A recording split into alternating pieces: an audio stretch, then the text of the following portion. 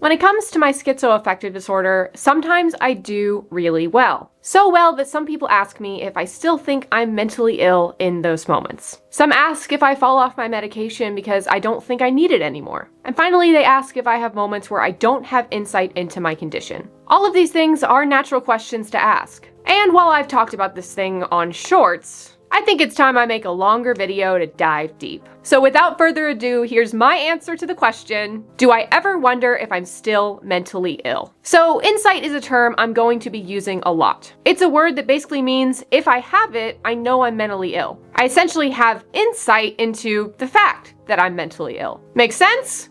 Cool. There's a word for mentally ill folks that don't have insight, and it's called anosognosia. Anosognosia.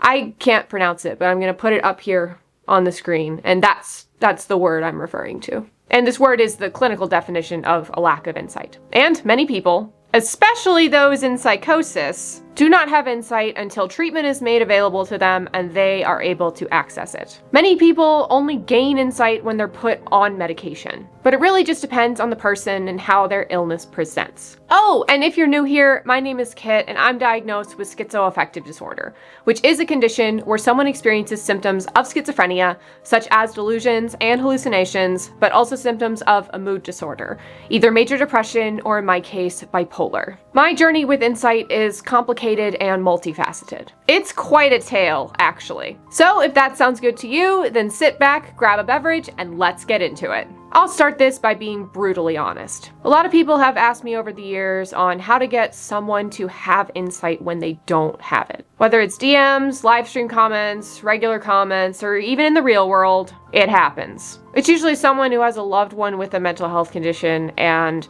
the person just doesn't have any insight whatsoever. They want me to tell them how to get the person to have it. And to that I say it's almost impossible to say something to someone that would give them insight into their condition. It often comes as a result of medication and treatment. Much like what I mentioned earlier on in this video. I wish there was a magic set of words that I could tell people to use, but it doesn't work that way. I wish it did. I truly do.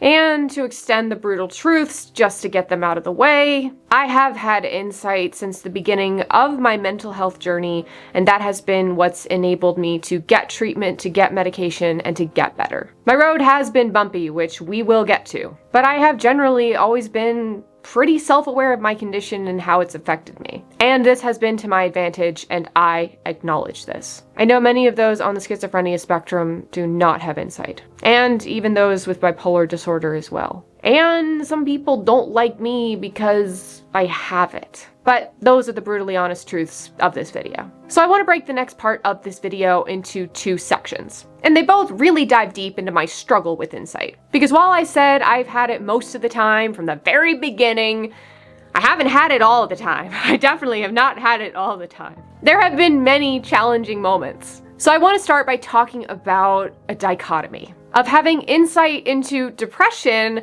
but not into mania and hypomania. And then I want to talk about having insight into the mood aspect of my schizoaffective disorder, but not the psychotic aspect of my schizoaffective disorder. Both of these are complicated, as you will quickly learn. And how the brain can have problems with knowing it's sick is absolutely wild to me. But this is my reality. So, I invite you in. I have had insight since nearly the beginning of most of my illness, and it's what's enabled me to get treatment and help for it. So having insight into depression, but not into hypomania, or even mania, is just something else, I tell you what. Usually I figure out I'm having episodes when I swing into depression, because then I have insight into the fact that I was hypomanic. Like when I realize I'm depressed. I look back and see all the signs that I was in hypomania. 90% of the time, it is a retrospective realization for me. But I remember going all the way to Japan during my first and hopefully only manic episode that happened with a 2-week notice. And having a blast on that trip. But also at the same time struggling pretty heavily with dysphoric aspects. Meaning I was experiencing symptoms of depression alongside the mania. That's what dysphoric mania is. all while spending hundreds of dollars on Japanese stationery and having the time of my life on the trains. And in the middle of it, I remember thinking to myself, wow, I'm really depressed. But not once did I think,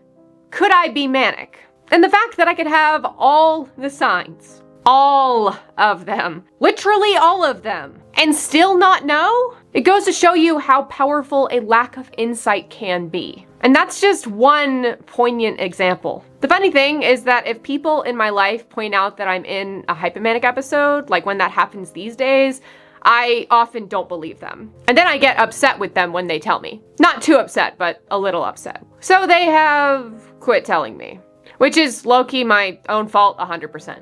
But I truly try to get insight into it these days. I try to take the logical route and just accept the signs. And maybe, just maybe, I can figure it out. I did recently have insight into a hypomanic episode, and I recorded it on this channel. But that's one of the few times I've realized it over the 16 years that I've been mentally ill. And one of the others is also on this channel. But this shows that even when I do everything right, and have all the right meds, and do the therapy, and have the support system, I still can't get consistent insight into my episodes. And it's frustrating too, to know I don't have insight when it's happening. To tell my support system to say something next time. To at least try again, please. To watch my moods like a hawk. And still, when it happens, I don't know. In a recent video, I talk about what it's like because I figured it out. But that is quite possibly the only time that I caught it early enough to actually be able to prepare for the fall. With insight into my hypomania, I was able to inform my boss and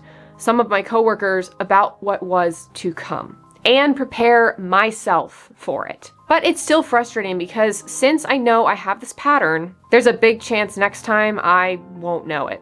Even though the last time I had it. Next time, I might not. So that's the first dichotomy, and one of the most frustrating ones I deal with to this day. The second dichotomy is that for years and years, I knew I was bipolar. That I experienced mania and hypomania and depression. But for 10 whole years, I had no idea that I was hallucinating. I had zero insight to the fact that I was hearing voices 24/7. They popped up one day in my head and didn't go away. And there were a few things that contributed to this. They were internal auditory hallucinations, which are auditory hallucinations that are found in the same inner headspace as one might find thoughts or an internal monologue. But they aren't the same as an internal monologue. And they sound different than my own internal voice. Many of you know that that is the majority of what I hallucinate, and that's how it has always been. But because of their internal nature, I didn't think they were voices. For most of the time I've been mentally ill. Sometimes I would research them, maybe twice a year, to see if what I was experiencing was psychosis. They didn't like that. But I would always come back from those research sessions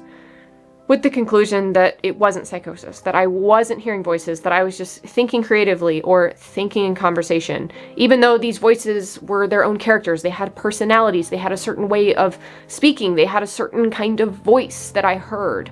They were like people in my head, but I just didn't figure it out. The main reason for this was I didn't hear them on the outside of my head, like someone was in the room with me. I only heard them on the inside. And internal auditory hallucinations are a very real thing, which is why I talk about them so much as an advocate. And the thing is, the wild thing is that I did figure out they were voices during my psychotic break. And ever since then, I have mostly had insight into all aspects of my psychosis. I still struggle with some hallucinations, but I do remind myself a lot that those things aren't real. So I would say I hang on to this insight. Unlike the hypomania and the mania, I don't think I'll lose the insight into my psychosis. I have come close to doing it again a few times. I had a bout of religious delusions about 1.5 years ago. And I am coping with that by being an atheist and being wise about it once I got insight into all of it. But in the end, I just do my best and prep for the worst. It's all about doing your best when it comes to any of this, actually. None of us can truly predict when we will or won't have insight. But we can try our best to hang on to it once we have it. And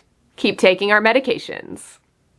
At the end of the day, I'm doing well on medication, and my therapy and lifestyle changes also really help me. I experience a massive reduction in symptoms due to my treatment. And sometimes, dare I say it, I feel like a neurotypical person at times, as opposed to someone who is cosplaying as a neurotypical person. So, do I ever wonder if I'm still mentally ill, if I'm doing really well? Honestly, ever since I got my first mood disorder diagnosis 12 years ago, I have kind of accepted that I am mentally ill, and that I'll always be mentally ill. While I do struggle with insight sometimes, as you know from watching this video, I do always know I am mentally ill. When I take my medication at night, I know that's the reason that my life is the way that it is, that my life is good and worth living and exciting and fun. And then I hear a voice and remember that I'm still sick, that I still have a psychotic disorder. I have a little up and down mood-wise. I still have bipolar symptoms, things like that.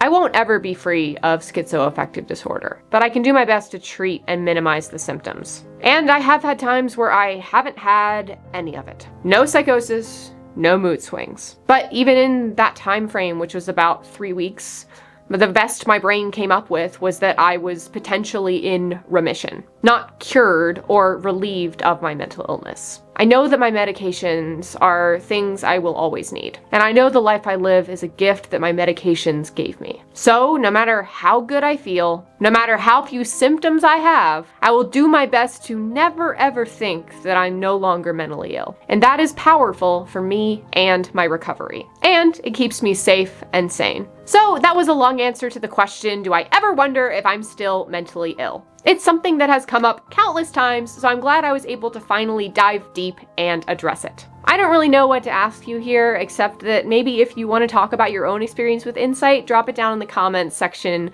below. I love hearing your thoughts. I love reading your comments. It really makes my day. YouTube really seems to think that you'd like this video, so go check that out if you want more content from me. But other than that, thanks so much for joining me and making the uncomfortable comfortable. Subscribe if you haven't already, and I will see you in the next one.